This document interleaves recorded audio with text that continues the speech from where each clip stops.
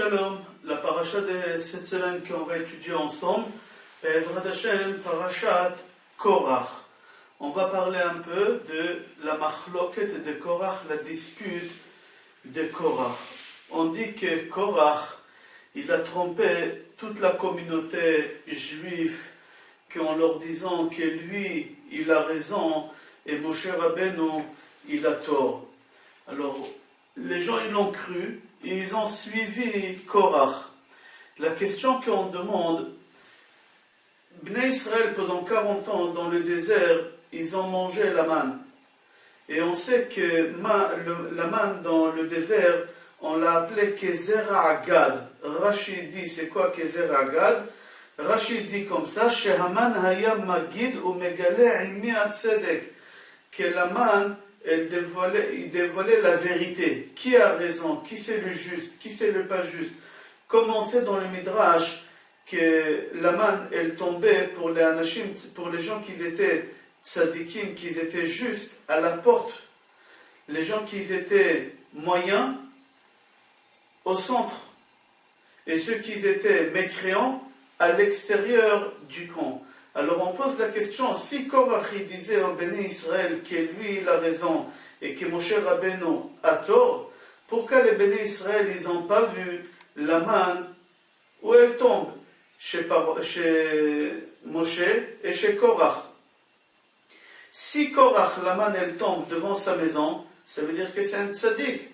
Ou si la manne elle tombe à côté de la maison, à côté de la tente de Moshe Rabbeinu, c'est-à-dire que c'est lui le tzaddik.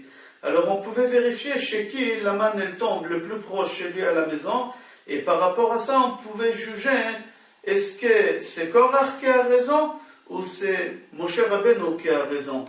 Là on voit que les gens ils n'ont pas vu du tout, ils n'ont pas vérifié à savoir la manne elle tombait où. Est-ce que ça tombait devant la maison ou loin de la maison? Et Korach il a réussi à tromper toute la communauté. La réponse qu'on dit qu'en vrai que la halakha dit que jamais on peut trancher une loi, une halakha, d'après les miracles. Les miracles, ça ne fait pas partie de la vie quotidienne qu'un juif il doit avoir. Et le Talmud raconte plusieurs endroits qu'on a vu que les gens ils ont vu des miracles et quand même ils n'ont pas compté sur les miracles, ils ont attendu voir la vraie halakha, comment. Ils ont attendu voir un Rav qui est possède halakha pour trancher comment il faut faire. Ils ne se sont pas basés par rapport aux miracles qu'ils ont vus.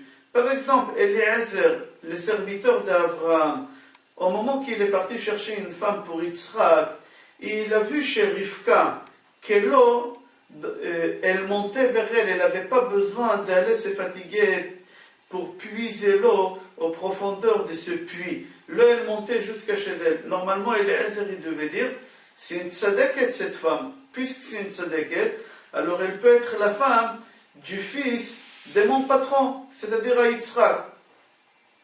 Mais Eliezer lui-même, qui était esclave, il a dit, on ne peut pas se baser sur la halakha. Eliezer, qu'est-ce qu'il a fait? Il a dit, je vais la tester par rapport au chesed, à la bonté. Est-ce que c'est une femme qu'elle voudra me donner à boire, est-ce qu'elle voudra me donner un méchameau à boire, etc., etc. Et seulement par rapport à ces halachot, à ces lois-là, comment on doit recevoir un invité, etc., je vais trancher, est-ce que cette femme, est-ce que cette fille, elle peut être la femme de Yitzhak, le fils de mon patron? On voit qu'Eliezer lui-même, il n'a pas compté du tout sur le miracle qu'il a vu concernant Rivka. Deuxième endroit qu'on voit, Gemara Shabbat, page Koufret Amoud Aleph, la Gemara raconte qu'un jour, Shmuel, il était assis devant la mer avec son élève Karna. Il avait un élève qui s'appelait Karna, ils étaient assis ensemble, et soudain, c'était une journée qui faisait chaud, il n'avait pas du vent, il n'avait pas de raison qu'il va y avoir des grosses vagues. Soudain, il y a un bateau qui passe, et il y a une énorme vague qui monte et qui reste pendant quelques minutes comme ça. Et Shmuel dit à son élève Karna, je suis sûr et certain que dans ce bateau-là, il y a un tzaddik, il y a un grand tzaddik qui s'est senti mal avec les vagues. Et on appelle ça le mal des mers. Il avait envie de vomir. Alors il est monté sur le bateau pour vomir en haut et il avait honte de vomir devant tout le monde.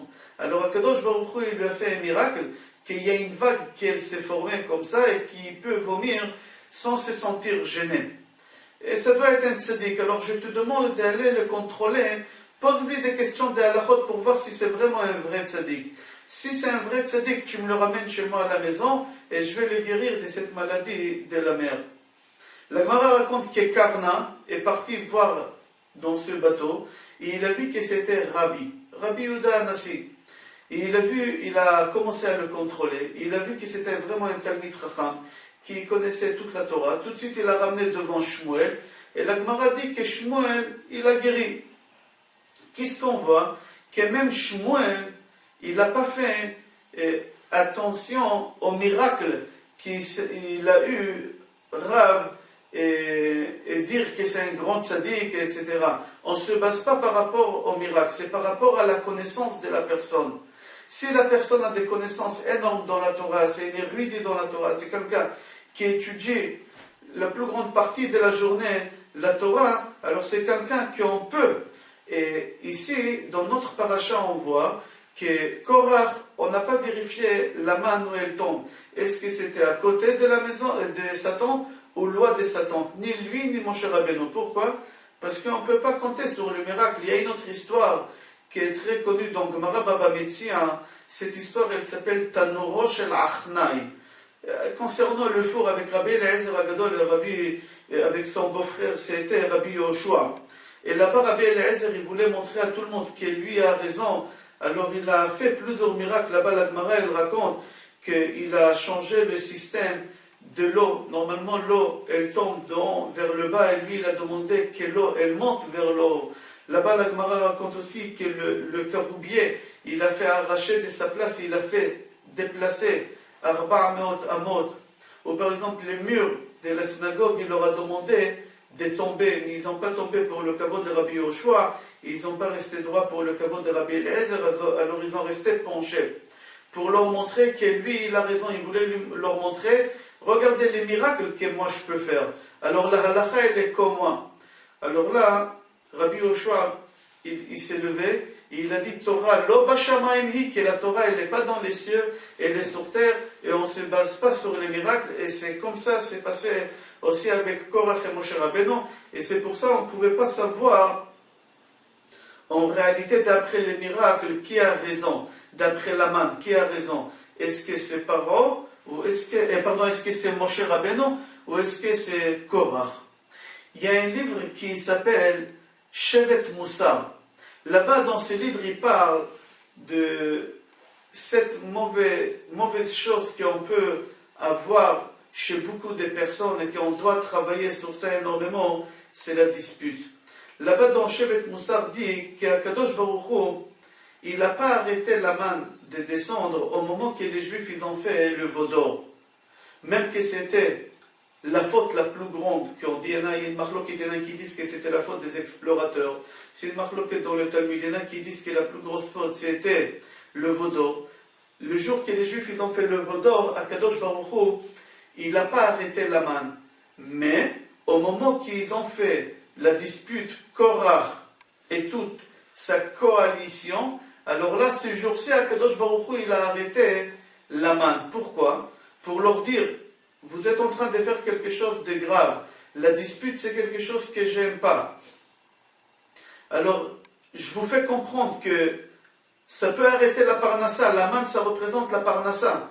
Je peux arrêter la parnassa. Alors, arrêtez avec ces disputes-là. Mais la chose que Korach, il a fait, il était très fort, Korach. Korach, il a tourné la tête des Juifs. Au moment que les Juifs ils ont vu que la manne ne descendait pas, alors ils ont commencé à comprendre que certainement Moshe Rabbeinu a raison. Et là, il y a une dispute. Tout de suite, Korach il s'est levé et il leur a dit, vous voyez, c'est moi qui j'ai raison. La preuve, la manne elle a arrêté de descendre. Regardez, c'est Moshe Rabbeinu qui fait la dispute. Et là, les Juifs, ils ont commencé à suivre Korach. Et on a vu dans plusieurs endroits que Korach il a menti au Béné Israël, en leur disant que Moshe Rabbeinu, il a mis en colère Dieu, et pour cette raison, Akadosh Baruch Hu, il est puni. Aussi, on a vu que quelqu'un, il a fait la même chose que Korach, c'était Achav. Dans les prophètes, c'est marqué que Achav, il a poussé tous les Juifs à faire l'idolâtrie. Et c'est connu, dans la Torah, c'est marqué, on cite ça dans Kriyat Shema, Au moment que quelqu'un fait l'idolâtrie, alors qu'est-ce qui se passe? La pluie cesse de tomber. Et c'est un signe de malédiction. Et au moment qu'Achav il a poussé les Juifs à faire l'idolâtrie, alors qu'est-ce qui s'est passé? La pluie elle a cessé de tomber pendant 3 ans. Et Achav, au moment qu'Eliyahu Hanavi est venu faire la remarque au béni Israël, vous faites l'idolâtrie, vous suivez Achav, arrêtez, et la pluie elle va retomber à nouveau et vous allez avoir la bracha. Qu'est-ce qu'il a fait Achav? Tout de suite il a commencé à attaquer Eliyahu Hanavi en disant à tout le monde, c'est à cause d'Eliyahu Hanavi qu'il n'y a pas la pluie. C'est pas à cause de moi, c'est pas à cause de l'idolâtrie, c'est à cause d'Eliyahu Hanavi. Et comme ça, il a fait aussi Korach avec toute sa coalition, toute sa tribu contre Moshe Rabbeinu. C'est-à-dire toute la vision que Béné Israël ils avaient, elle était fausse. La vision qu'ils avaient, au lieu de voir les choses, les vraies choses, la réalité, que c'est Moshe Rabbeinu a raison, Korach il a réussi à tourner cette vision de Béné Israël, et Korach il ta'a otam, il les a trompés. Korach il a trompé les Béné Israël. Pour comprendre ça, on raconte une histoire sur l'élève d'Achosé Milublin. Achosé Milublin, il avait un élève qui était tzaddik, Talmid Chacham Gadol.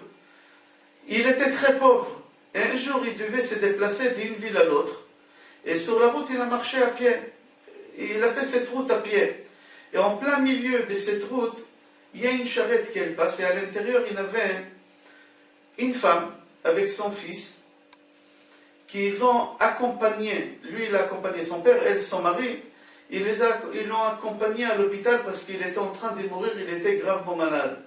Et ils ont vu l'élève d'Achosé Milublin, ils ont vu un juif, ils ne savaient pas que c'était un tzaddik. Ils ont vu l'élève d'Achosé Milublin en train de marcher aussi, ils ont fait une mitzvah, ils se sont arrêtés, ils ont dit monte avec nous, on va t'accompagner. Et en plein milieu de la route, l'élève d'Achosé Milublin, il voit le malade, et il lui fait une bracha. Et comme c'était un grand tzaddik, la bracha, elle a marché tout de suite. Et tout de suite, le bonhomme, il s'est senti bien. Il a guéri. Oh, vraiment, il a guéri sur place. Et personne n'a eu l'idée de comprendre qu'il a guéri grâce à ce tzaddik qui est là. La femme et l'enfant, le fils, quand ils ont vu qu'il a guéri le malade, ils ont dit, ça ne sert à rien de continuer jusqu'au centre-ville, c'est encore loin. Alors on va rentrer à la maison, on n'a plus besoin d'aller voir le grand professeur. Ils ont dit, ce tzaddik-là, l'élève d'Achosé Milublin, ils ont dit, excuse-nous, si tu peux descendre maintenant et continuer la route à pied parce qu'il a guéri, on n'a plus besoin d'aller au centre-ville, on rentre chez nous à la maison. Voici une vision qu'elle peut tromper la personne. La vision que cet enfant, que ce fils-là, avec sa maman, ils ont eue par rapport à l'élève d'Achosé Milublin, que c'est lui qui l'a guéri, grâce à sa bracha, il a guéri. Ils ont cru qu'il a guéri tout simplement, naturellement, peut-être grâce à leur prière qu'eux ils ont fait, mais ils n'ont pas eu l'idée, un moment de penser que peut-être grâce à la bénédiction ou grâce à la présence de ce monsieur, ce tzaddik qui est là, il a guéri. C'est-à-dire leur vision, elle leur a trompé. Et c'est exactement ce qui s'est passé avec Bnei Israël et Korach et avec toute sa coalition. Aussi on voit que quelqu'un s'est trompé avec sa vision. C'était qui? C'était Paro. Au moment que Moshe Rabbeinu il a fait les 10 plaies, alors dans les plaies du sang et de la grenouille, Paro il a dit c'est de la sorcellerie. Tout le monde peut faire ça, même un petit enfant de 3 ans, 4 ans qui habite en Égypte, c'est un jeu d'enfant. Qu'est-ce que tu es en train de nous faire là? Il a dit Paro à Moshe et à Aaron. Mais au moment qu'ils ont fait l'époux, là Paro il n'a rien dit. Pourquoi? Parce que la peau elle est tellement petite que les sorciers ne peuvent rien faire. Alors là il a commencé à comprendre que c'est possible qu'Akadosh Baruch Hu il est là. Et c'est pas de la sorcellerie. Mais sa vision aussi elle a trompé Paro pendant longtemps en croyant que tout ça c'est de la sorcellerie et pas autre chose. Le Rambam dit que Korach avec cette dispute qu'il a eu avec Moshe Rabbeinu dans notre paracha, c'est pas une nouveauté. Comme ça le Rambam dit que la dispute de Korach et de Moshe, c'est une dispute qui est très très vieille déjà de plusieurs années. Et Korach il a gardé dans son cœur cette haine, cette dispute, contre Moshe Rabbeinu. Et il n'a pas voulu faire sortir cette haine, cette dispute maintenant. Il faut savoir que pas seulement Korach il avait la haine contre Moshe Rabbeinu. Datan et Aviram aussi ils avaient la haine contre Moshe Rabbeinu. Ils avaient une grande histoire déjà. C'est une vieille histoire qu'ils avaient avec Moshe Rabbeinu. Et pas seulement avec Moshe Rabbeinu, même avec son frère Aaron. Déjà en Égypte ils avaient cette haine. Et on va expliquer tout à l'heure c'est quoi la haine que Datan et Aviram ils ont eu contre Moshe Rabbeinu et Aaron son frère. Et pas seulement Datan et Aviram, aussi leur frère à eux, il avait, c'est On Ben Pelet, c'est le frère de Datan et Aviram. Lui aussi il avait une vieille histoire avec Moshe et Aaron. C'est-à-dire, le Ramban nous dit que toute l'histoire qu'on parle dans notre paracha, la dispute, la haine que Korach, Datan et Aviram, et On Ben Pelet, et tout le monde ils avaient contre Moshe Rabbeinu, c'est pas nouveau, c'est pas maintenant. C'est une vieille histoire de plusieurs années. Mais seulement, il pose la question, pourquoi Korach, Datan et Aviram et On Ben Pelet et les 250 Nessiim, les 250 chefs des tribus, ils se sont levés maintenant. Pourquoi? Il faut savoir que les 250, cette coalition qui a formé Korach, les 250 personnes, sont les trois autres, Datan et Aviram et On Ben Pelet. Mis à part ces trois-là, il avait encore 250 personnes. Eux aussi, ils avaient une vieille histoire avec Moshe Rabbeinu et Aaron. C'était quoi l'histoire qu'ils avaient les 250 personnes? Il faut savoir, jusqu'au moment qu'on a fait la faute de Vaudor, alors on n'avait pas encore les Kohanim et les Lévi'im. Jusqu'à là, tout celui qui était le premier-né, lui, il faisait le travail des Kohanim et des Lévi'im. Maintenant là, au moment que les Juifs ils ont fait le Vaudor, qu'est-ce qu'il a fait Moshe? Moshe il a dit au premier-né, vous ne faites plus le travail des Kohanim et Lévi'im, le travail des Kohanim, c'est les Kohanim, ils vont le faire, le travail des Lévi'im, c'est les Lévi'im qui vont faire. Vous, les premiers-nés, c'est fini, vous ne faites plus partie. Et les 250 personnes, ceux-là que Korach il a formé cette coalition, ils étaient aussi des premiers-nés. Et là, Moshe Rabbeinu, il leur a dit, vous ne faites plus partie des Kohanim. Alors là, eux, ils avaient aussi la haine déjà, c'est une vieille histoire. Eux, ils ont dit, nous aussi, on veut être aussi comme les Kohanim, on veut retourner avoir ces statuts de Kohanim, on veut avoir ces statuts de Nevi'im, comme on avait avant la faute de Vaudor. Mais Moshe Rabbeinu, il n'a pas accepté. Alors la question que le Ramban pose, pourquoi Korach il a attendu jusqu'à aujourd'hui, jusqu'à notre paracha, pour former cette coalition? Pourquoi Korach il n'a pas formé cette coalition contre Moshe et Aaron déjà depuis Mitzrayim?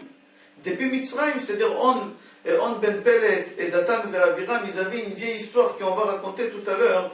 Déjà depuis l'Égypte, ils avaient cette vieille histoire. Pourquoi que maintenant, ces 253 personnes, ils se sont levés, ils ont eu cette idée à former une coalition? Le Ramban répond que tant que Moshe Rabbeinu faisait des miracles, il faisait que du bien au Béné Israël, alors comment ils vont former une coalition? Qui va les suivre? Personne ne va le suivre. Alors, parce que Moshe Rabbeinu, il leur a ramené la manne, il leur a ramené les nuages qui ont protégé les Béné Israël. Moshe Rabbeinu, il a fait les 10 plaies. Moshe Rabbeinu, il a fait les 10 plaies en Égypte. Il a fait que du bien, il les a fait sortir d'Égypte, il a ouvert la mer, etc. Comment Korach il peut former une coalition au moment que Moshe Rabbeinu, il est avec toute sa puissance, toute sa gloire, il leur fait du bien, et les Juifs, ils regardent pour eux que Moshe Rabbeinu et pas autre chose. Si Korach il va essayer de former une coalition, s'il va essayer de parler contre Moshe Rabbeinu, ils vont le lapider tout de suite, tout le monde. Alors Korach, il n'a pas pu, à l'époque. Quand est-ce lui, il n'a pas pu ni en Égypte, ni Datan et Aviram, parce que Moshe Rabbeinu, il faisait tout pour faire sortir les Juifs, il a fait les 10 plaies, etc. Mais maintenant, là, dans notre paracha, à partir de notre paracha, Korach, il a pu former une coalition, et il a compris que tout le monde, ils vont le suivre. Pourquoi? Pour la simple raison que Moshe Rabbeinu, la semaine dernière, il a envoyé les explorateurs en Israël pour explorer la terre. Ils ont resté là-bas 40 jours.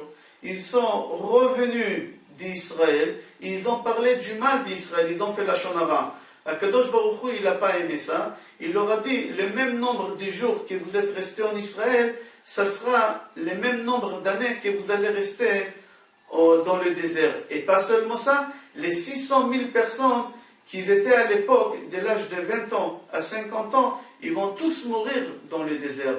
Là, c'est abaissé de la puissance de Moshe Rabbeinu. Moshe Rabbeinu, il est en train de leur annoncer des mauvaises nouvelles. Qui est quoi?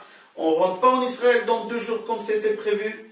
Et pas seulement qu'on ne rentre pas en Israël dans 2 jours, on va rester 40 ans dans le désert. Et pas seulement ça, ils vont tous mourir. Les 600 000 personnes, ils vont mourir. Alors là, les gens, ils ont commencé à faire des grimaces contre Moshe Rabbeinu. Korach, quand il a vu ça, il a dit c'est le meilleur moment de former une coalition. Et là, tout le monde, ils vont me suivre. Personne ne va accepter de rester 40 ans dans le désert. Personne ne va accepter de se laisser mourir dans le désert. Alors tout de suite, Korach, le Ramban dit, dans notre paracha, il s'est réveillé, il a attendu déjà depuis l'Égypte, il a attendu, jusqu'au moment qu'il a vu que c'est le meilleur moment de former une coalition. Et c'est pour ça, dans notre paracha, on voit qu'il a formé une coalition. Maintenant, on va essayer de comprendre pourquoi Datan et Aviram, ils avaient la haine aussi contre Moshe Rabbeinu. On a expliqué les 250 personnes, pourquoi ils avaient la haine. Pourquoi? Les 250, ils étaient premiers-nés.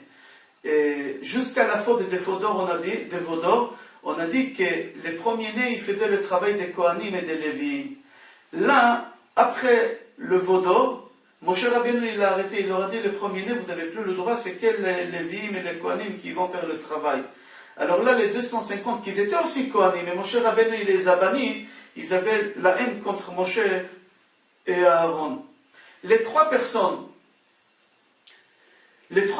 Datan et Aviram, et On ben Pelet, on va expliquer tout à l'heure, mais d'abord Datan et Aviram, les 2 frères, ils étaient 3 frères, mais d'abord les 2 premiers frères, Datan et Aviram, ils avaient la haine contre Moshe Rabbeinu et contre Aaron. Pourquoi?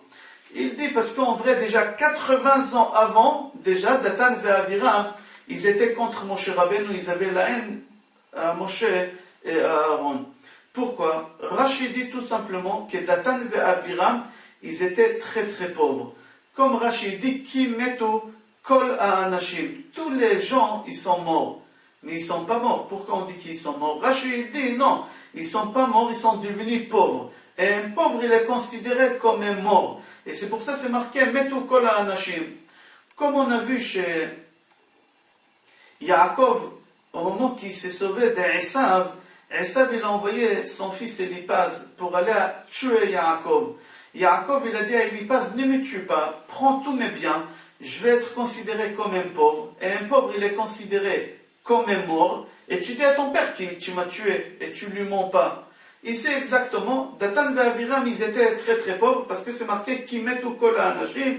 Et Rachid dit qu'un pauvre, il est considéré comme un mort. Et eux, ils étaient jaloux de Moshe Rabbeinu. Datan et Aviram, ils étaient jaloux de Moshe Rabbeinu, que Moshe Rabbeinu était très très très riche. Même que Moshe Rabbeinu, il n'a pas touché les Bizatayam, il n'est pas parti prendre tout l'or et l'argent que la mer a rejeté au moment que les Égyptiens, ils se sont noyés. Parce que Moshe Rabbeinu, il est parti s'occuper du corps de Yosef Hatzadik. Mais quand même, le Midrash dit que Moshe Rabbeinu, il est devenu très très riche. Pourquoi? Parce que Akadosh Baruch Hu, il a dit à Moshe Rabbeinu, Pesol Lecha. C'est-à-dire quoi Pesol Lecha? Pesolet Lecha. Au moment qu'il a taillé les tables de la loi qui étaient faites d'une pierre qui valait très très cher. Alors le Midrash dit que Moshe Rabbeinu, il a pris les Pesol Lecha, les Pesolet, il a pris pour lui, parce que c'était les chutes, la poussière, au moment qu'il a taillé cette pierre qu'elle s'appelait Snapirnon, et cette pierre, elle coûtait très très cher, et c'est comme ça que Moshe Rabbeinu, il s'est enrichi énormément. Il faut savoir, c'est la raison pourquoi Datan et Aviram, ils étaient très très jaloux de Moshe. Aaron aussi, il n'était pas moins riche que Moshe son frère, lui aussi il était riche, et c'est pour ça qu'ils étaient jaloux. Comment Aaron il était riche? Le Midrash dit qu'il y a une mitzvah dans la Torah qui dit Gadeleu Michel Achil, c'est-à-dire s'il y a un Kohen, normalement un Kohen, il doit avoir une situation financière assez bien, vivre à l'aise. Et s'il n'arrive pas à vivre à l'aise comme il faut avec son travail, alors on doit prendre de son frère et lui donner à lui. Pourquoi? Parce que il y a plusieurs raisons pourquoi le Kohen il doit être un grand détail, beau, une belle voix et très riche. Il y a plusieurs raisons. Mais là, on voit qu'Aaron aussi, Baruch Hashem, il n'était pas moins riche que Moshe Rabbeinu. Alors, Datan et Aviram, ils étaient très très jaloux.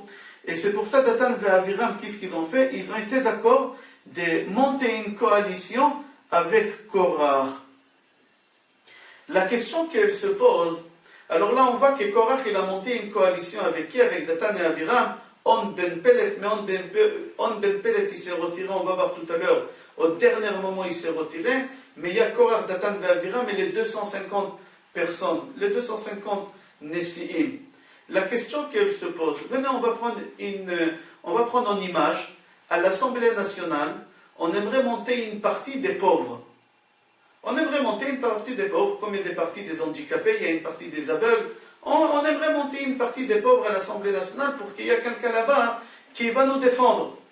Dites-moi, qui on va choisir comme un représentant à l'Assemblée nationale? Est-ce qu'on va choisir un riche qui ne connaît rien de la pauvreté, qui n'a jamais goûté de la pauvreté quelque chose, ou il ne saura pas comment nous défendre, ou on va choisir quelqu'un qui va nous représenter à l'Assemblée nationale, un pauvre, ou quelqu'un qui était très très pauvre, qui a goûté de la pauvreté, et il sait c'est quoi être pauvre, et il saura comment parler, comment nous défendre. Qui on va choisir? C'est évident qu'on va choisir quelqu'un qui saura comment nous défendre. Et la meilleure personne qui pourra nous défendre, c'est un pauvre. Comment c'est possible qu'ici, ils ont formé une coalition, d'accord? Ils ont choisi cette coalition, ils ont choisi qui? L'homme le plus riche qu'on avait à l'époque. Tout à l'heure, on va parler de la richesse de Korach. Qu'est-ce que Korach il pourra nous défendre? Qu'est-ce que Korach il fait de la pauvreté? Pourquoi ils ont choisi Korach? Comme ça, on pose cette question.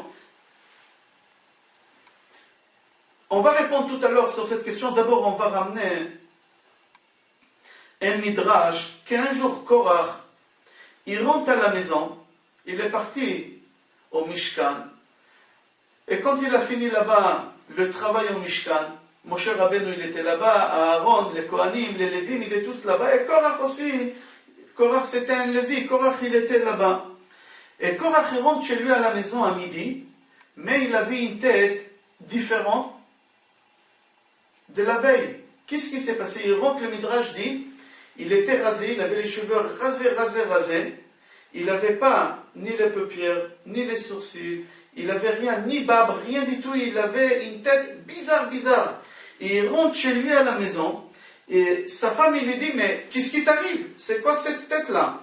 Il lui répond, mon cher Rabbeinu, il nous a ordonné de nous raser toute la tête, même pas une poil, même pas un cheveu on a le droit d'avoir dans la tête. Et pas seulement moi, il m'a ordonné, tous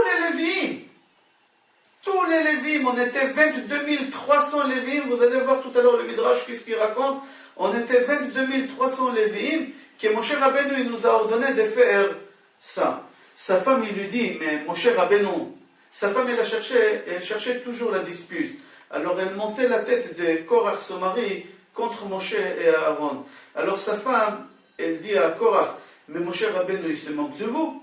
Mais mon cher Rabbeinu, il fait n'importe quoi. Regarde, dans quelle situation il t'a mis, regarde dans quelle situation il a mis tous tes copains. Il se moque de vous, il ne faut plus écouter. Korach, il lui dit, tu sais, c'est pas que à moi qu'il a fait ça. Lui, il a fait ça aussi à tous les Lévim. Sa femme, il lui dit, lui, il a fait ça à tout le monde aussi pour se moquer de tout le monde. Moi, je te conseille et je vous conseille à vous tous, montez une coalition et faites-le dégager. Prenez sa place. Et comme ça, la femme de Korach, elle a commencé à monter la tête de Korach et de 250 personnes contre Moshe Rabbeinu. Et elle avait des idées extraordinaires pour pouvoir éjecter Moshe Rabbeinu de sa place. Elle demande à Korach, dis-moi, aujourd'hui, qu'est-ce que vous avez appris au Mishkan avec Moshe Rabbeinu? Korach, il raconte à sa femme, il lui dit, on a appris la paracha des tzitzit. Comment il faut faire les tzitzit, comment il faut faire les fils, comment il faut faire les nœuds, et le tissu, et etc. Alors sa femme lui dit, raconte-moi les détails, et lui il dit à sa femme, on prend un fil bleu, et avec ce fil bleu, on le met dans le coin de l'habit, il faut avoir 4 coins, et avec ça, on fait les nœuds et on roule, etc. Alors sa femme demande, et pourquoi bleu? Le fil il doit être bleu. Pourquoi bleu ciel? Korach il répond à sa femme parce que le bleu rappelle la couleur de la mer rappelle la couleur du ciel, et la couleur du ciel, ça représente énormément le trône de Akadosh Baruch Hu. Et tout de suite, en regardant le fil bleu ciel, ça va nous faire penser tout de suite à quoi? Ça va nous faire penser à la mer au ciel, le ciel au trône de Akadosh Baruch Hu. Et au moment qu'on va penser au trône de Akadosh Baruch Hu, on va penser à Dieu lui-même. Alors c'est pour ça on doit mettre un fil bleu sur le coin. Alors la femme lui dit, magnifique, c'est une très bonne idée. Moi, je vais vous faire à vous tous, aux 250 personnes, à toi mon mari, et aux 250 personnes qui font partie de ta coalition, je vais vous faire fabriquer un talit, un tzitzit, que tout le tissu lui-même, il est fait en bleu. Et vous allez vous envelopper avec ce talit tout bleu, pas que le fil, tout le tissu il est en bleu, et vous allez voir mon cher Rabbeinu avec, et on va voir qu'est-ce qui va se passer.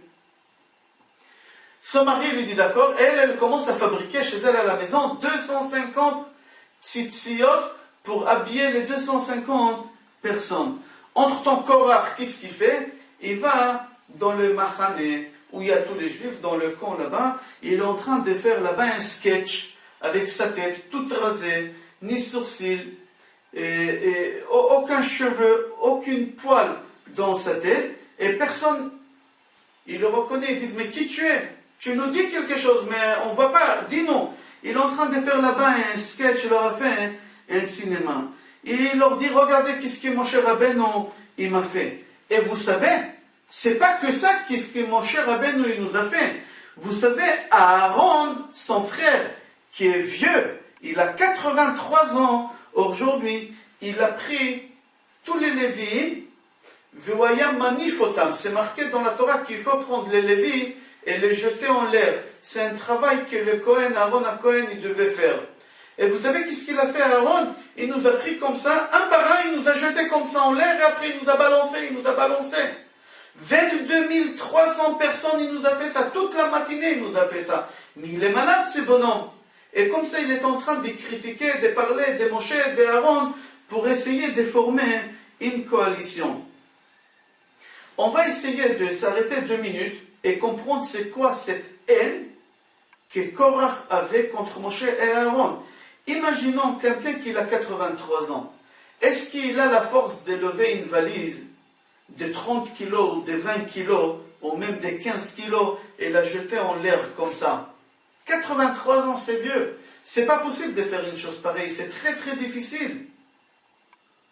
Si Aaron à Cohen, il fait ça, et pas 15 kilos, imaginons combien Korach il pesait, combien les autres, les 22 300 personnes, au minimum 70 à 75 kilos si c'est pas plus.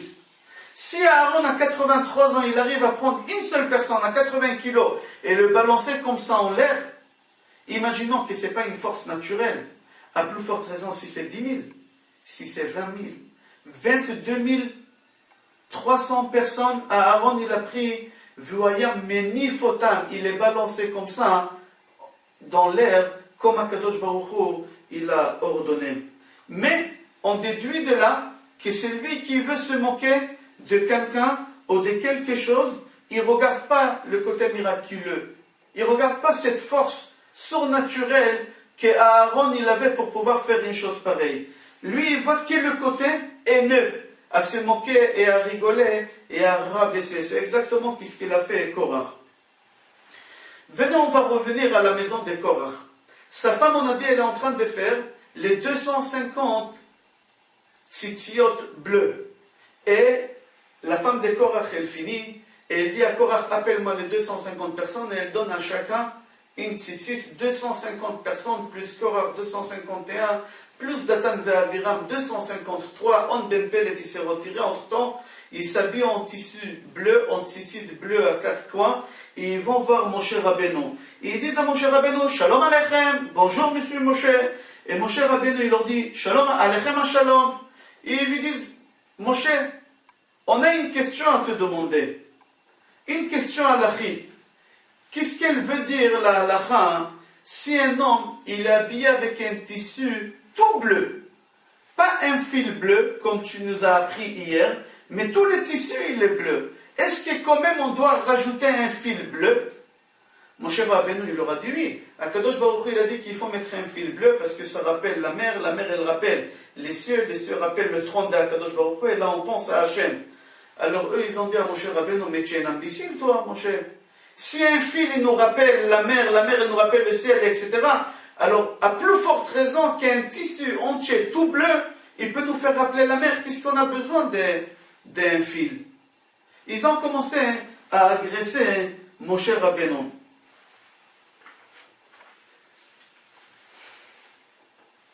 Ils ont continué à poser encore des questions à Moshe Rabbeinu pour l'embêter. Ils ont dit à Moshe Rabbeinu, tu nous as dit qu'il faut mettre à la porte de chaque rentrée, dans chaque endroit il y a les linteaux et les poteaux, d'accord, il faut mettre une mezouza. Où il y a une forme d'une porte, il faut mettre une mezouza.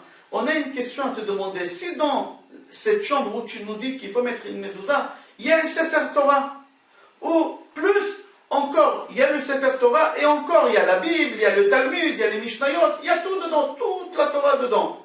Est-ce que quand même on doit mettre la mezouza, ou c'est pas la peine? Moshe Rabbeinu, il leur a dit, il faut mettre la mezouza.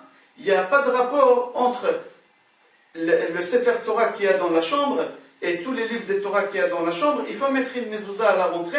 Et ils lui ont dit, mais tu es un imbécile, Moshe. Dans la mezouza, il y a quoi? Il y a 2 parachiotes, il y a 2 paragraphes. Ve'afta et ve'ayim shamoa. Dans la Torah, il y a tous les parachiotes. Dans les livres qu'il y a dans la chambre, il y a tous les parachiotes. Alors qu'est-ce que tu nous racontes? N'importe quoi, qu'il faut mettre une mezouza. On n'a pas besoin de mettre une mezouza. Voici la coalition que Korach, il a formée. Aucune vérité, même pas un dixième de vérité dans leurs paroles. Qu'est-ce qu'ils ont dit? Tout ça, c'était un gros mensonge, tout ça, pour faire éliminer Moshe et Aaron, son frère. Alors, qu'est-ce que Moshe Rabbeinu il leur a répondu concernant le talit, qu'il est tout bleu, on n'a pas besoin de fil, dans le fond, certainement ils ont raison. Pourquoi? Parce que si le fil il me rappelle le bleu, à plus forte raison, si c'est que pour me rappeler le bleu, le tissu lui-même il me rappelle le bleu. Et aussi, peut-être dans la mezouza aussi, ils ont raison. Si dans la mezouza il n'y a que 2 parachiotes, alors on n'a pas besoin. Le Stapler Akadosh, Zecher Tzadik Lekadosh Livracha, Rabbi Yaakov Kanievski, Zecher Tzadik Lekadosh Livracha, répond. Il dit que le talit, au moment qu'on s'enveloppe avec, on tire profit en même temps. C'est quoi le profit? Qu'on peut se protéger contre le froid. Alors moi je peux mettre tzitzit en disant que le tzitzit, moi je le mets. Pourquoi je mets le tzitzit? Parce qu'il fait froid. Je pense même pas à la mitzvah parce qu'il fait froid. Alors au moment, à Stapler Akadosh dit au moment qu'on profite de quelque chose qui est considéré comme une mitzvah, c'est pas une mitzvah. C'est pas une mitzvah. Pourquoi? Parce que l'homme, il a des intérêts. Moi, au moment que je mets le talit, j'ai un intérêt. C'est quoi l'intérêt que j'ai? L'intérêt, c'est de me réchauffer et de me protéger contre le froid. Alors, le Stapler, il a dit, mais un fil bleu, on n'a aucun intérêt. Ça chauffe pas, ça refroidit pas, ça fait rien du tout. C'est-à-dire que vraiment, au moment qu'on met un fil bleu dans le coin d'un tzitzit, c'est vraiment pour la mitzvah. Il n'y a aucun intérêt derrière. Pardon, le Midrash continue. Le Midrash raconte que pendant toute la nuit, Korach, il a continué à embêter Moshe et Aaron. Et à leur poser des questions, etc. Et des histoires que jamais on a entendu parler. On raconte que Korach, il a inventé une histoire extraordinaire. Mais vraiment une histoire extraordinaire. Korach, il raconte que dans le désert, il avait une voisine. C'était une femme veuve, que son mari il est mort, qu'elle est restée avec 7 filles, cette femme veuve, et elle était, pardon, pas 7 filles, 2 filles, et elle était très très pauvre, cette femme-là. Même du pain pour manger, elle n'avait pas, elle montait au lit avec un ventre vide, elle et ses 2 filles. Qu'est-ce qu'elle a fait cette femme-là, cette femme pauvre? Elle a décidé d'aller acheter un bout de terrain là-bas dans le désert et de planter là-bas des grains et avoir un peu de fruits, des légumes. Et elle pourra un peu gagner sa vie avec, vendre les fruits et légumes et avoir une petite parnassa. Mais au moment qu'elle a commencé à nettoyer ce terrain et le préparer pour labourer la terre, etc., mon cher Rabbeinu, il a dit à cette femme, comme ça, Korach, il raconte à sa coalition, mon cher Rabbeinu, il est parti voir cette femme veuve, cette pauvre femme, et il lui a dit, tu vas labourer la terre, sache qu'il est strictement interdit d'après la loi juive de labourer la terre kil'aïm. C'est-à-dire quoi kil'aïm? Prendre un âne avec un taureau et les faire labourer la terre ensemble. C'est faire un mélange des deux animaux qui n'ont pas la même puissance, la même force de travailler. Un il est plus fort que l'autre. On n'a pas le droit de labourer la terre. Alors faites attention. Si vous labourez la terre, il ne faut pas utiliser un âne. Il a commencé à embêter cette femme vieille, la pauvre. Elle veut gagner quelques sous et lui tout de suite il lui saute dessus. Ok, la femme elle a labouré la terre comme elle a pu. Et au moment qu'elle a commencé à semer, à mettre des grains, il lui a dit, mon cher Rabbeinu, Lot Izra Karmecha Kil'aim. On n'a pas le droit de mettre deux sœurs, des grains différents qui ne sont pas de la même famille. Alors il faut faire attention, choisir bien les grains, on n'a pas le droit de faire Kil'aim. Ok, la femme elle a fait comme elle a pu, la pauvre. Elle n'a pas pu faire beaucoup d'efforts pour pouvoir vendre et avoir beaucoup plus de choix au magasin chez elle. Alors elle était obligée de faire que des tomates. Et elle a fait que des tomates, la pauvre. Elle a pensé faire aussi des oranges, des bananes, des tomates, faire plein de choses. Mais à cause de mon cher Rabbeinu, il a limité cette pauvre femme-là. Et en fin de compte, à la fin, au moment que c'est ma voisine, la pauvre, elle a réussi à avoir ces fruits-là, et ces légumes, ces tomates, et elle a voulu commencer à les manger. Mon cher Rabbeinu, tout de suite, il lui a sauté dessus. Il lui a dit, Madame, avant de manger, il faut donner à mon frère Aaron maaser. Il faut prélever au Kohen. Et après que tu as donné à mon frère, il faut me donner à moi aussi. Et il a commencé à lui raconter des histoires, et la pauvre, il lui a dit seulement après, tu pourras consommer toi. Korach, il leur dit, la pauvre, cette femme-là, elle a tellement souffert pour arriver à avoir quelques tomates, mon cher Rabbeinu, il lui a fait passer de toutes les couleurs pour arriver à ça. Et à la fin, il lui saute dessus, il lui dit, il faut donner maaser, il faut donner ci, il faut donner ça. À la fin, il ne lui a rien resté, la pauvre. Et il ne faut pas prendre la première année, la deuxième année, la troisième année. Et il a rendu fou cette femme-là, la pauvre.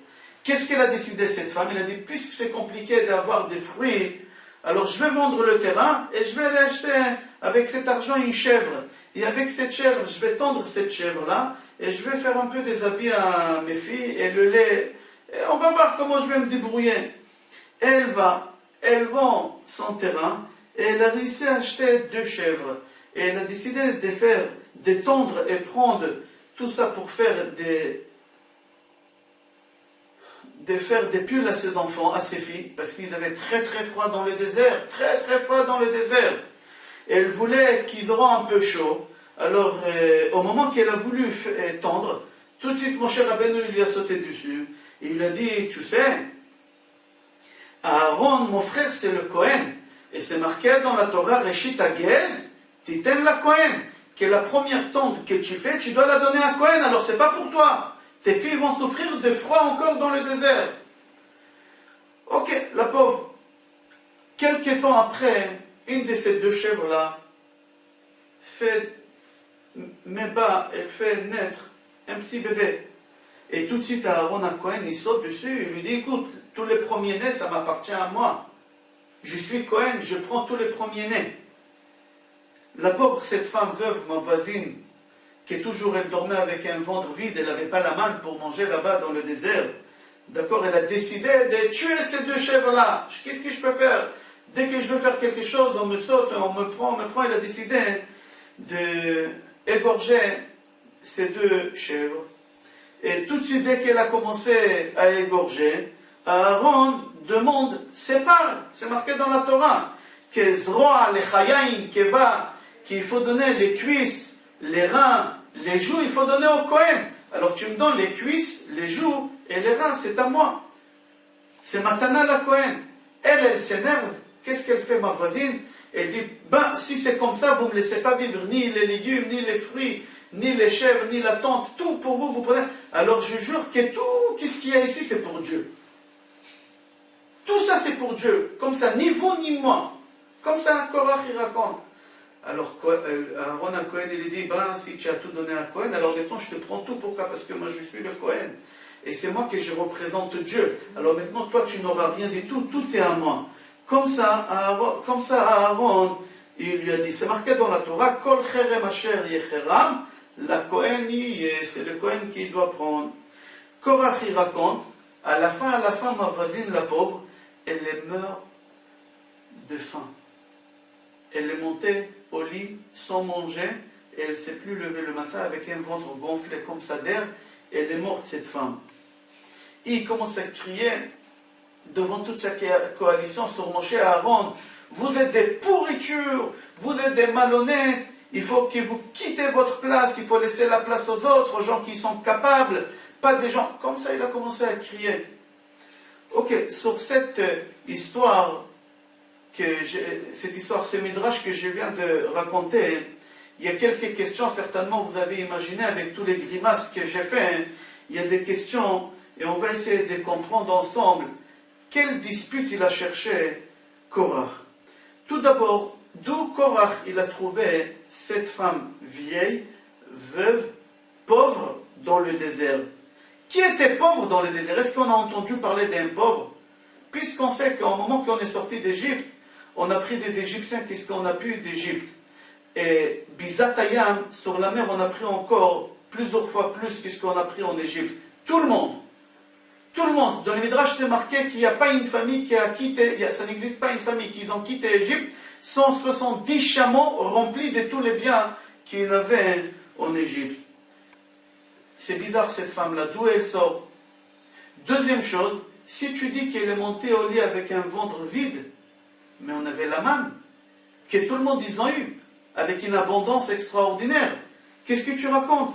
Et c'était gratuit. Il ne fallait pas travailler, il ne fallait pas labourer la terre, il ne fallait pas faire cuire, il ne fallait pas hacher, il ne fallait rien faire. La manne, on le prenait, il était encore chaud, et on le consommait. Et chacun, il a eu le goût qu'il a voulu. D'où Korach, il a fait sortir cette histoire que cette femme, elle n'avait rien à manger. En plus, il a dit que cette femme, elle a décidé d'acheter un champ dans le désert. Qui achète un bout de terrain dans le désert? Le désert, c'est un endroit public, ça appartient à tout le monde. Qui a une idée d'acheter un champ? De qui il l'a acheté? Ça appartenait à qui, cette femme? De qui il l'a acheté? Et après, il a dit qu'elle a vendu ce terrain pour pouvoir acheter les 2 chèvres. Mais qui l'achète? Qui y vend? Qui l'achète? C'est quoi cette histoire? Et en plus, il a dit qu'elle a fait pousser des tomates, elle a fait pousser là-bas des légumes. Mais d'où elle a eu l'eau pour faire arroser? Puisqu'on sait qu'on a eu le puits de Myriam. Mais comment elle a pu aller dans le puits de Myriam et personne n'était au courant qu'une femme, elle va là-bas pour puiser de l'eau parce qu'elle n'a pas à manger chez elle? Comment c'est possible, cette histoire? Et en plus, au moment que Moshe dit à cette femme qu'on n'a pas le droit de labourer la terre avec un âne et avec un taureau, quel intérêt Moshe il a à aller embêter une vieille veuve de cette histoire? Tout ce que toi, Korach, tu as dit, je comprends, parce que Moshe il avait un intérêt, il va toucher quelques sous, quelques fruits, quelques légumes à la fin. Mais ici, concernant le taureau, quel intérêt Moshe Rabbeinu il avait pour faire ça? Personnellement, il n'avait aucun intérêt. Et aussi concernant que tu as dit leket, chikra ou péa, au moment qu'on a un champ et qu'on est en train de ramasser tout le blé qu'il y a là-bas, alors s'il y a du blé, des tiges de blé qui tombent, alors on n'a pas le droit de les ramasser. Aussi on a oublié, on n'a pas le droit de les ramasser, etc. Comment c'est possible que Moshe Rabbeinu il a dit à cette femme, quel intérêt Moshe Rabbeinu? Et en plus une femme veuve, comme ça, pauvre, elle est quitte de tous ces mitzvot-là. Déjà, on ne faisait pas ces mitzvot. Mais si toi, tu racontes une histoire pareille, cette femme, elle était quitte de beaucoup de mitzvot parce qu'elle était pauvre. Elle était veuve. Alors, d'où il vient cette histoire? Et en plus, il a dit qu'il fallait qu'Aaron touche la terouma. Mais d'après la Torah, la terouma, ça suffit. Si par exemple, j'ai un champ du blé, alors je ne suis pas obligé de donner les 10%. Les 10% c'est mi-chachamim. Minatora, même avec 1 grain du blé, je peux racheter tout le maaser de tout le champ. Ici, on ne parlait pas encore des Chachamim. On parlait ici que des mitzvot de la Torah dans le désert. Alors cette femme-là, même si on va dire que le Kohen, il lui a demandé, cette femme, elle pouvait lui donner un petit morceau d'une tomate, elle s'est rendue quitte de maaser, elle n'a rien perdu. Elle n'a rien perdu. De quoi il parlait, Korach de cette histoire. Et en plus, le maaser, on le donnait à qui? Il y a un maaser aussi qu'on donnait au Lévi, pas qu'au Kohen. Toi, tu es Lévi, Korach. C'est possible que toi, la pourriture, que c'est toi que tu as pris. Et c'est pas Moshe Rabbeinu qui était Lévi. Alors, il y a plein de questions qui se posent contre cette histoire. Qui a vendu, qui a acheté le terrain, comme on a dit. Tu as dit aussi qu'elle a acheté avec ça 2 chèvres et avec la tente, elle a voulu tondre et prendre ça et faire des habits. Mais des habits où? Dans le désert? Qui s'habillait? Qui avait froid dans le désert? On sait que dans le désert, personne n'avait froid. Personne n'avait froid. Qui avait besoin des habits en plus? C'est marqué dans la Torah clair. Simlatecha lo balta me'alecha. C'est marqué dans la Torah que les habits, ils ont grandi avec les gens. Que les nuages, ils ont lavé les habits. Ils ont repassé les habits. Les chaussures, pendant 40 ans, ils n'avaient pas besoin de changer les habits. Tous les jours, les gens, ils se sont levés. Et les habits, ils étaient lavés, repassés sur eux. Ils grandissaient en même temps qu'eux. Et ainsi, les chaussures. On cirait les chaussures, on brillait les chaussures. Ils n'avaient pas besoin. De quoi tu parles? Que ces filles avaient froid, il fallait fabriquer des habits. Et en fin de compte, à la fin, écoutez bien, Korach dit que cette femme, elle est morte de faim. Toi, l'homme le plus riche, après Moshe Rabbeinu, il y en a qui disent qu'il a dépassé Moshe Rabbeinu dans le désert. Toi, l'homme le plus riche, a une voisine veuve, pauvre, qu'elle meurt de faim, et tu la laisses mourir de faim et tu n'as même pas une idée de lui donner un morceau du pain. Non, tout ça pour prendre des photos et mettre dans les journaux pour essayer de former une coalition. Et tu es content qu'une femme meurt de faim, tout ça pour que tu puisses gagner dans les élections. Et c'est ça, toi, tu parles? Tu viens parler de Moshe Rabbeinu et d'Aaron qu'ils ont laissé mourir une femme, qu'ils lui ont pris, qu'ils ont sauté et qu'ils ont arraché. Toi, c'est ta voisine que tu étais au courant de toute cette histoire et tu n'as rien fait. Comment c'est possible? Comment c'est possible que ça existait une histoire pareille et lui il est au courant qu'une femme, une veuve, elle est en train de mourir et lui il est content parce qu'il aura quelques photos à mettre dans les journaux avant les élections? Comment ça se fait que les 250 personnes qui étaient sages, c'était pas n'importe qui ces 250, c'était comme des Nevi'im. Comment ils ont pu croire à une histoire pareille? Il faut savoir, ils ont eu une erreur, et nous aujourd'hui malheureusement on vit avec cette erreur-là. Si vous allez dire à quelqu'un, si tu veux demander un conseil à quelqu'un, tu as un problème et tu veux demander un conseil à quelqu'un, que ce soit un problème personnel ou que ce soit un problème dans le monde des affaires. Et on te dit, voilà, là-bas il y a un pauvre malheureux, tu peux lui poser la question, ou là-bas il y a un riche, un des plus riches au monde. Va poser la question ou à celui-là ou à celui-là. Réfléchissez-vous, dites-moi qui vous allez poser la question à qui? Aux pauvres ou aux riches? Je suis sûr et certain que 99% des personnes vont dire aux riches. Pourquoi? Parce que c'est tout à fait naturel. On dit si le riche, il est riche, parce qu'il est très intelligent, parce qu'il a eu des expériences dans sa vie, alors il faut mieux aller poser la question aux riches, parce qu'il est devenu riche grâce à sa sagesse. C'est pas la peine d'aller poser la question à un pauvre, il est bête, la preuve, il est pauvre. S'il aurait été vraiment intelligent, il aurait pu me conseiller, alors il n'aurait été pas pauvre. Et c'est ça l'erreur qu'eux ils ont eue, et c'est l'erreur que nous on a. On oublie que la richesse, c'est Akadosh Baruch Hu qui la donne. C'est toi, tu ne fais rien du tout. Tout celui qui dit, et tout celui qui dit, c'est ma force, c'est ma sagesse, c'est mon cerveau, c'est mon intelligence, c'est grâce à moi que je ramène à la maison le pain, c'est grâce à moi que j'achète, c'est grâce à moi que je fais nourrir, etc. C'est quelqu'un qu'on doit bannir. Toi, tu ne fais rien du tout. Parce que si toi, tu n'es pas là, sache qu'Akadosh Baruch Hu, il a 1000 façons de ramener à la maison chez toi tout ce que toi, tu ne vas pas ramener. Si le pauvre, il est pauvre, c'est pas parce qu'il est bête, Parce que Dieu, il a voulu qu'il soit comme ça. Et si le riche, il est riche, c'est pas parce qu'il est intelligent. Parce que Dieu, il a voulu qu'il soit riche. Combien de riches on connaît? Combien de riches qu'on connaît qui ne savent même pas remplir un chèque? Ils ne savent même pas remplir un chèque. Alors comment tu appelles ça un homme intelligent? Combien de gens très très intelligents qui ont fait 8 ans, 9 ans de médecine, ils ont fait des études, ils n'arrivent pas à finir le mois. Voilà, intelligent, pas riche. L'autre, il est pauvre, tu dis qu'il est... Combien de pauvres on sait qu'ils étaient pauvres, mais très intelligents? Or HaChaim HaKadosh, Rabbi Chaim Ben Attar, combien on avait des tzadikim, des sages, des géants, des géonim qui étaient pauvres? C'est ça l'erreur qu'ils ont eu les 250 personnes. Ils ont dit, Korach, il est riche, c'est le plus riche. Puisqu'il est riche, il est intelligent. Puisqu'il est intelligent, il a eu des expériences. Puisqu'il a des expériences, on va l'écouter, on va les suivre. Et c'est ça l'erreur que tous ils ont eu. Ils ont suivi Korach parce qu'il était riche.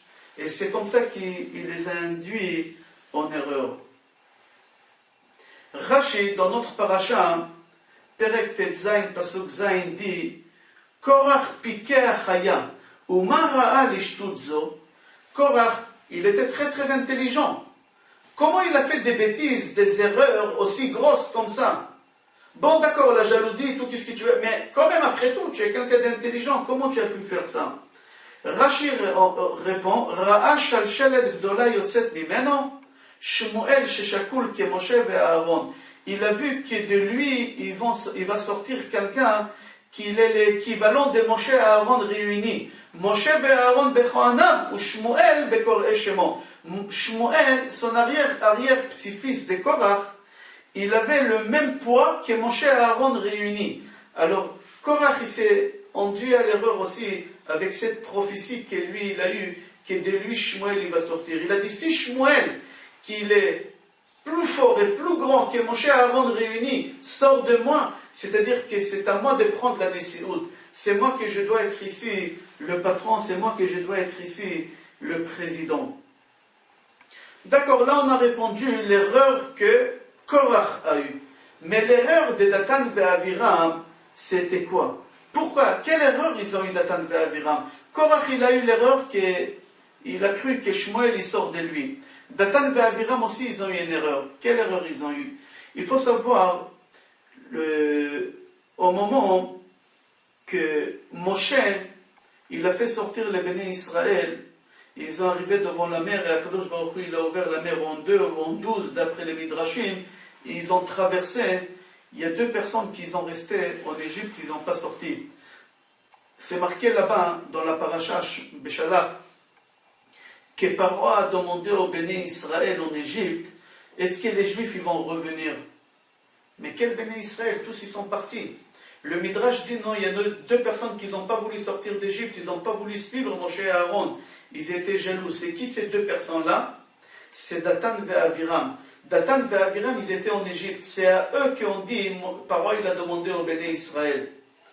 Au moment que Paro il sort pour y aller rattraper les Juifs, et la mer elle s'est ouverte en 2, et la mer elle s'est fermée sur Paro, ils sont tous noyés là-bas.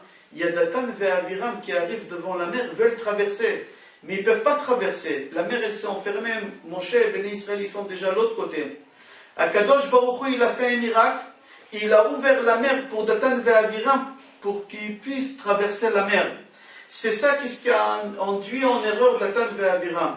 Datan et Aviram ils ont dit, si Moshe Rabbeinu il a réussi à faire ouvrir la mer pour 600 000 personnes, c'est pas grâce à lui, c'est grâce aux 600 000.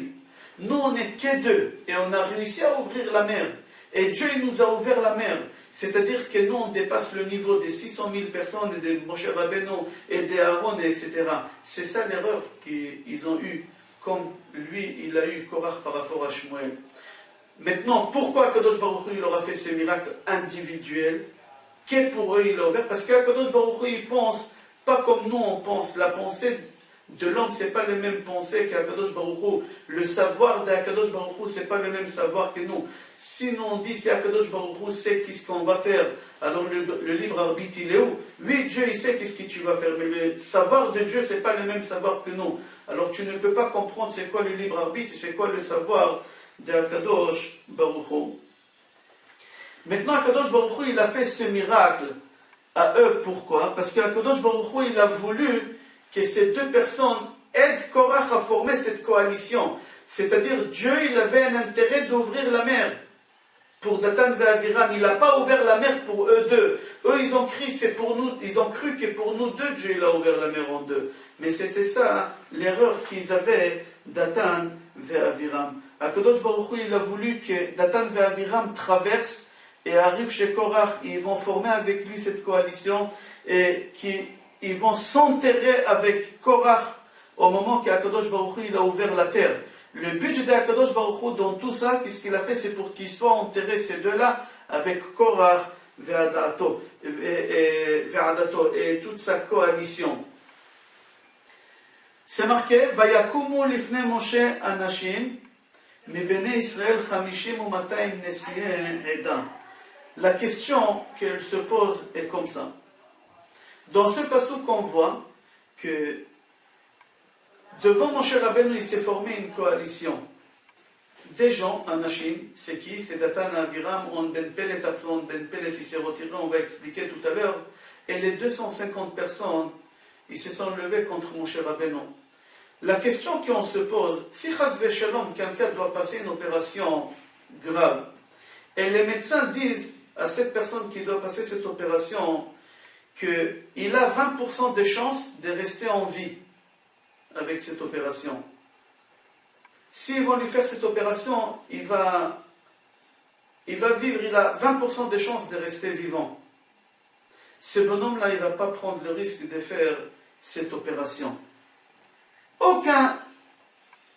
Aucune personne normale va accepter de passer une opération si on lui donne, seulement si c'est un cas extrême, dans tous les cas il va mourir en passant l'opération, sans passer l'opération il a les 20%, je ne parle pas dans ce cas-là. Je parle dans un cas quelqu'un qui doit passer une opération grave, et on lui dit si tu ne fais pas l'opération, tu vas vivre encore 5 ans.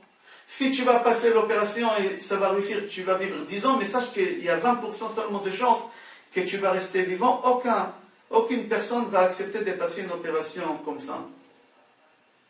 Ici, dans notre paracha, on voit que Moshe Rabbeinu dit à ces 250 personnes qui veulent faire le Ktoret, ceux qui se sont réunis, cette coalition avec Korach, Moshe Rabbeinu il leur dit sur les 250, il y a une seule personne qui va rester vivante. Si vous allez faire le Ktoret, les encens, tous vous allez mourir, à part une seule personne. C'est-à-dire qu'il n'aura pas donné une demi-chance.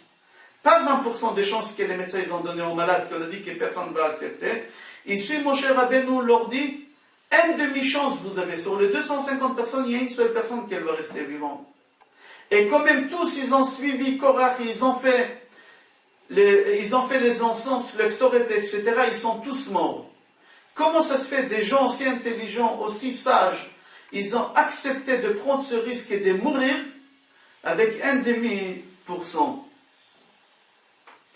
Chazal Akdoshim répond dans le Talmud Yoma Pashtet Amud Aleph, Amar Rava Barbar Chana, Amar Rabbi Yochanan. Ma pirouche, il pose la question, qu'est-ce qui veut dire le pasuk Irat Hashem Tosif Yamim, ou Shnot Reshaim Tiktzorna. Irat Hashem Tosif Yamim, il répond, il dit, c'est le premier Beth Amikdash qu'il a tenu 410 ans. Ushnot Reshaim Tiktzorna, c'est quoi? C'est le deuxième Beth Amikdash qu'il a tenu 420 ans, et que là-bas, combien de Kohanim ils ont servi dans le premier temple et le deuxième temple? Le premier temple, pendant 410 ans, il n'avait que 18 Kohanim. Alors faites 410 divisé par 18, vous allez voir combien de temps les Kohanim ils ont vécu. Chacun il a fini sa vie. C'était des tzadikim dans le premier temple. Mais dans le deuxième temple, c'est marqué Ushnot Reshaim Tiktzorna, c'est le deuxième temple qui a existé pendant 420 ans. Combien de Kohanim il y avait dans le deuxième temple? Plus que 300. Plus que 300 Kohanim. Et écoutez le Midrash, comment il est beau, la Gemara. Le Midrash dit, sur les 420 ans, déduisez de là-bas 40 ans que Shimon HaTzadik il était Kohen Gadol, 80 ans que Yochanan Kohen Gadol, il était Kohen là-bas. 10 ans, Ishmael ben Pabi, il était Kohen Gadol. Et Rabbi Elazar ben Kharsom, 11 ans. Enlevez ces années-là, vous allez voir plus que 300 personnes. Il vous reste ici moins que 300. C'est-à-dire que personne n'a fini l'année. Exactement comme mon cher Rabbeinu il l'aura dit, au moment qu'un étranger s'approche au Beth Amikdash pour faire des sacrifices, il n'a pas le droit, même s'il est Kohen, mais il n'a pas le droit, il va mourir. Le deuxième temple, on raconte là-bas que les Kohanim, c'était des Kohanim, ceux qui ont fait les sacrifices.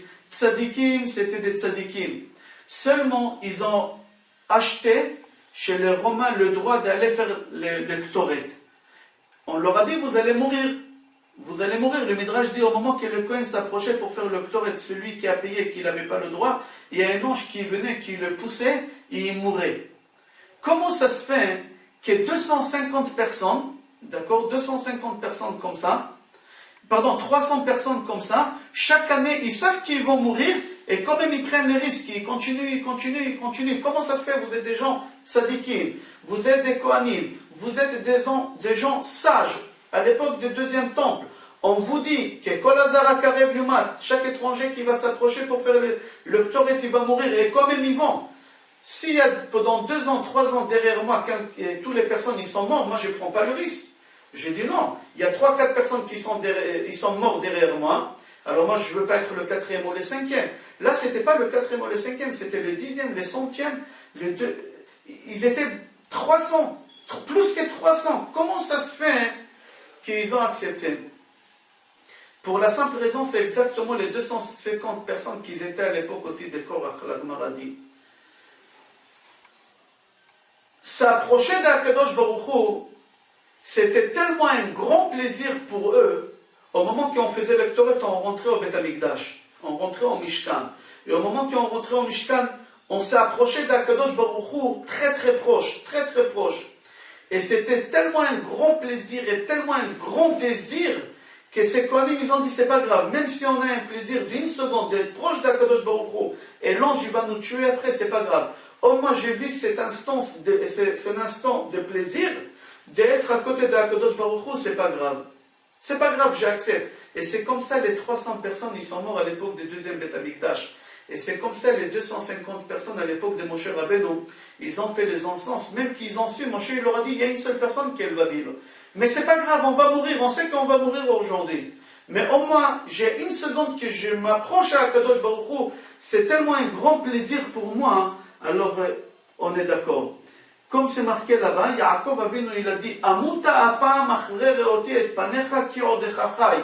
Yaakov, quand il a vu son fils Yosef, après 21 années qu'ils ne se sont pas vus et qu'il a cru que son fils il est mort, et là, soudain Yaakov, il entend que son fils il est vivant, Yaakov dit, maintenant je suis prêt de mourir.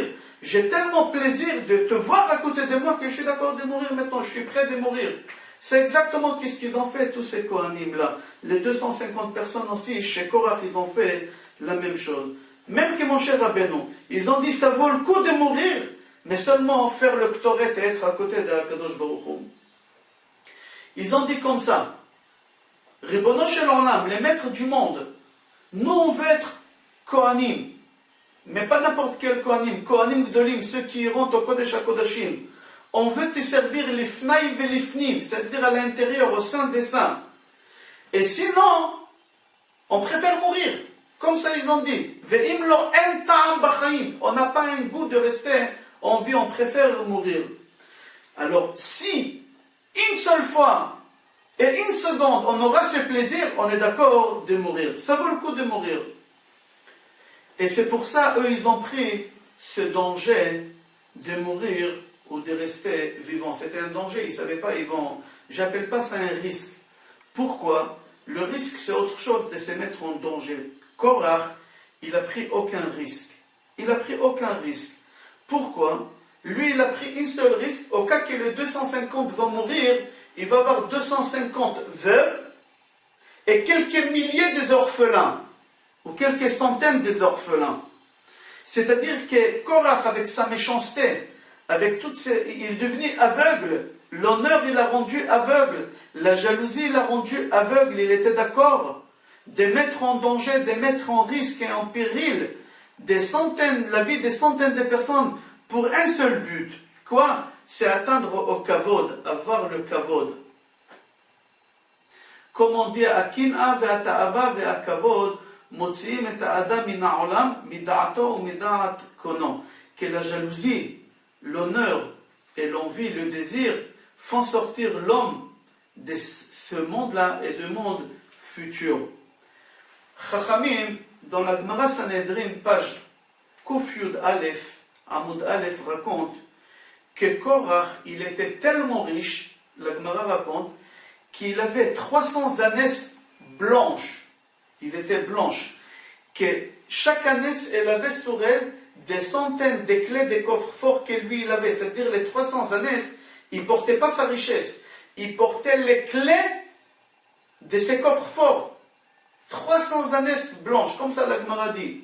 La Gemara pose une question, pourquoi il a choisi Korach des ânesses blanches? Pourquoi il n'a pas pris des ânesses tout simples comme il avait Bilam? Le Maharsha et Balak. Le Maharsha, il explique, il dit qu'il y a une différence entre un coup qu'on reçoit d'une ânesse pas blanche et une ânesse blanche.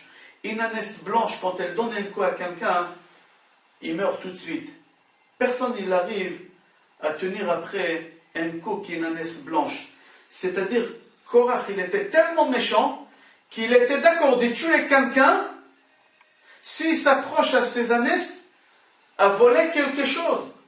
Sa méchanceté. Sa méchanceté. D'ici, on voit que toute la vie de Korach, elle était centrée sur son bien-être à lui seulement. Des autres, je m'en fous. Que l'autre meure, mais qu'il ne prend pas mon bien, c'est pas grave. Que l'autre meure, et moi je prends la place de Moshe Aaron, c'est pas grave. Que 250 personnes meurent, qu'il y a 250 veuves, qu'il y a plusieurs centaines des orphelins, c'est pas grave. Il faut savoir que Datan et Aviram, ces deux frères-là, c'était les contraires de Korach. Datan et Aviram, ils n'étaient pas comme Korach, ils étaient égoïstes, ils pensaient qu'il y a eux et pas aux autres. La preuve, ils avaient quand même des bons côtés. Ils avaient des défauts et ils avaient aussi des bons côtés. Pourquoi? On sait qu'ils avaient un bon cœur. C'est marqué Vayaku shotre bene Israël, asher samo alehem nokshe paro lemor mado alo kiletem chokechem lilbon kitmol shilshom gamayom. Que les Égyptiens, ils ont nommé des policiers juifs contre les juifs qui n'ont pas fini à fabriquer les briques qu'il fallait pour cette journée. Et les policiers juifs frappaient les juifs qui ne travaillaient pas. Et si les policiers juifs, ils ne frappaient pas les juifs, c'est le soir les policiers égyptiens qui comptaient s'il y a assez. S'ils n'avaient pas assez, alors c'est les policiers égyptiens qui frappaient les policiers juifs en leur disant « Pourquoi vous n'avez pas frappé les juifs plus pour qu'ils travaillent plus ?» C'est connu que Datan et Aviram, c'était des policiers juifs. Et Datan et Aviram, jamais ils ont frappé les juifs pour qu'ils travaillent vite et plus. C'est eux qui recevaient les coups des policiers égyptiens. Parce qu'ils étaient tellement gentils, ils avaient tellement de la pitié pour les autres. C'est le contraire des Korah. Pour ne pas lever la main contre un juif, ils étaient d'accord, eux, de recevoir les coups. Et c'est pour ça, ils étaient le contraire des Korah. Et le Midrash dit, c'est pour ça ils ont eu ce mérite, qu'Akadosh Baruch Hu, il était patient avec eux. Akadosh Baruch Hu leur a ouvert la mer en deux, spécialement pour eux, etc., etc. On va finir la paracha avec un Midrash mignon. On va voir un très beau chidouche. Dans le Midrash, c'est marqué comme ça. Pourquoi Korach a créé toute cette dispute-là? Pourquoi il a créé toute cette dispute? Tu vas être puni. Le Midrash répond, Korach a vu Para Adouma. Korach a vu la vache rousse. On ne comprend pas ce Midrash. Pourquoi Korach a fait toutes ces disputes-là? Il n'a pas eu de la punition parce qu'il a vu la vache rousse. J'ai vu dans un livre qui s'appelle Kerem Atzvi une très belle réponse. Il dit que c'est marqué dans le prophète Amos, chapitre Bet, Pasuk Vav, c'est marqué comme ça. Al shlosha pish'ei Israël, ve'al arba lo ashivenu. C'est-à-dire, si les Juifs ils font 4 péchés, sur 3 je pardonne, mais sur la 4e je ne pardonnerai pas. Chazal, donc Gemara Yoma, page Chafvav Amud Bet, disent qu'Akadosh Baruch Hu pardonne au peuple s'ils ont fait 3 péchés, mais sur le 4e péché qui s'essuie, Akadosh Baruch Hu il ne pardonne pas. Alors Korach, il savait ça. Korach, il a dit, les Juifs, ils ont fait 3 péchés. Là, le péché que je vais faire, c'est le 4e, je vais être puni. Mais lui, quand il a vu la vache rousse, il a dit, je ne vais pas être puni. Pourquoi? Tout d'abord, c'était quoi les 3 premiers péchés que les Juifs ils ont fait? Le premier, c'était le veau d'or. Le deuxième, Mitonenim, c'est au moment que les Juifs ils se sont plaints. Zacharnu tadaga, vetakishuim, vetavatichim, shacharnu de Mitzrayim, on se souvient, on a mangé gratuit les poissons, les courges et les pastèques. Ils ont commencé à pleurer pour rien là-bas. D'accord, c'est la deuxième faute que les Juifs ils ont fait. La troisième faute, c'était les explorateurs. Alors je répète, le veau d'or, au moment qu'ils se sont plaints, et les explorateurs. Alors sur ça, Dieu ne va pas punir parce qu'il y en a 3, comme il a dit à Amos. Mais la 4e, maintenant qu'il va faire Korach, Dieu il va punir. Mais Korach, au moment qu'il a vu la paracha de la vache rousse, elle va réparer quel péché? Vous savez, c'est connu que la vache rousse, elle répare le péché de veau d'or. Parce qu'on a fait le veau. Le veau, c'est le fils de la vache. Alors la vache, elle répare le mal de son fils, du veau. Alors la vache rousse, elle va réparer ce qui est le veau, la faute d'or qu'on a fait. Alors on a dit qu'il y a la faute de veau, d'or, il y a mitonenim, au moment qu'on s'est plaint, et il y a les explorateurs. La vache rousse, elle va éliminer, on a dit le veau d'or. Alors il n'y en a pas 3 maintenant, il n'y en a que 2. Maintenant la faute que moi, Korach, je vais faire, ça va être le 3e, ça ne sera pas le 4e.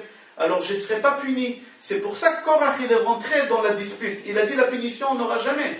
Parce que c'est marqué dans le prophète, dans Amos, Al Shlosha ve'al Arba'a, sur les 3 je ne punis pas, mais sur la 4e je vais punir. Moi, c'est le 3e, parce que le veau d'or, il va être pardonné par rapport à la vache rousse. C'est un très beau chidouche que j'ai vu dans le livre Kerem Atzvi concernant Korach. Je vous souhaite, Be'ezrat Hashem, bracha ve'atzlacha, besorot tovot et kol tov. Shabbat shalom.